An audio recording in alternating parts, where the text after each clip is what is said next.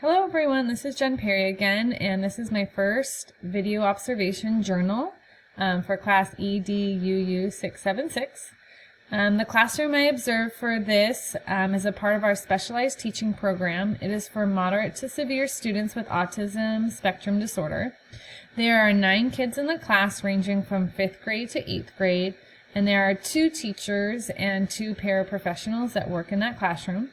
Students spend on average between 50 to 80% of their day in that room.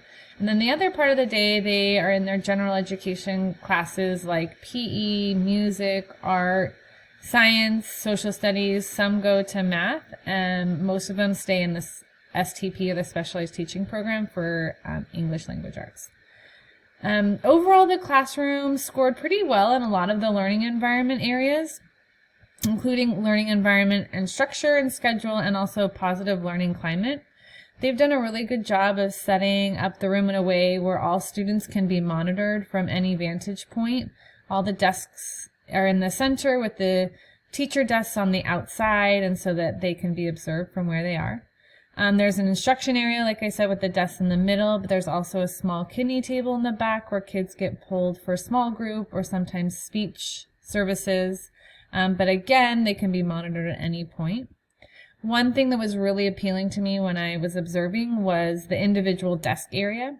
Each desk had the student's visual schedule for the day and a sheet protector so that they could cross off after each schedule, and this was an easy way for them when there was a fire drill or something different. It was right on their desk for them so that they could see the change in schedule.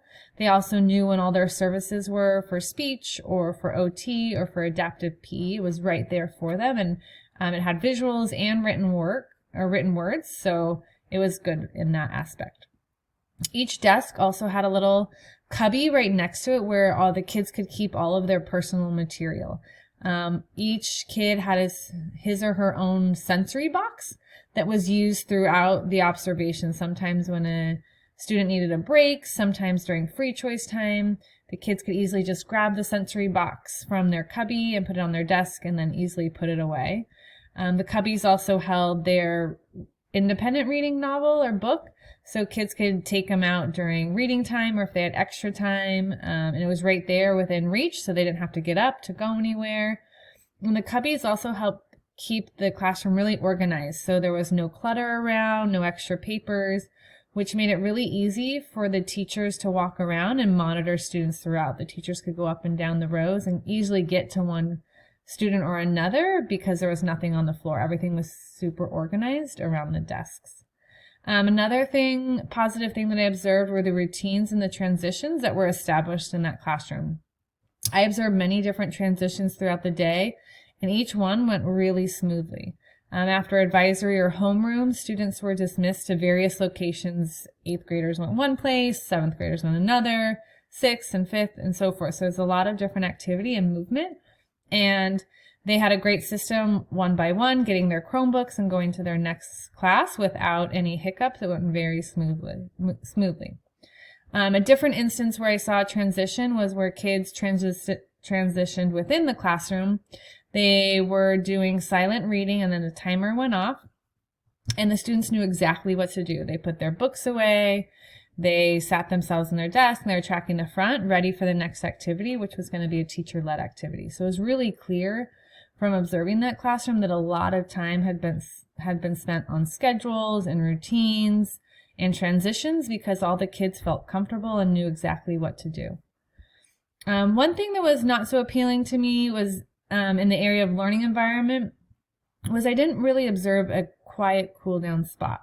There was a chair that students could go to that was away from the desks, but it still faced everything, so the student wouldn't have been able to get away from whatever was bothering him or her or the sensory overload that was going on. So there wasn't really a dedicated break space other than some students going outside, which could be more problematic because that's where recess was, or transitions from students from the gen ed classes. So that was kind of my one area. One other challenge, which was not something that they can control, is that the staff bathroom happens to be in that room. They're using this particular room because it's the biggest room, but it also happens to have the bathroom. So there are staff who come in and out of the classroom to use that bathroom.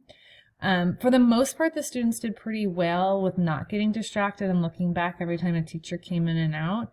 But I think overall that could be hard, especially for a student who gets distracted more easily. So those are the biggest challenges. But I think overall, the classroom learning environment was very good. It was well structured. It was calm. It was positive. All the staff had really good interactions with students. They reaffirmed them and they gave specific praise. So it just seemed like a very supportive classroom that had good routines set up, a lot of visuals that created an environment that was good for students to learn in.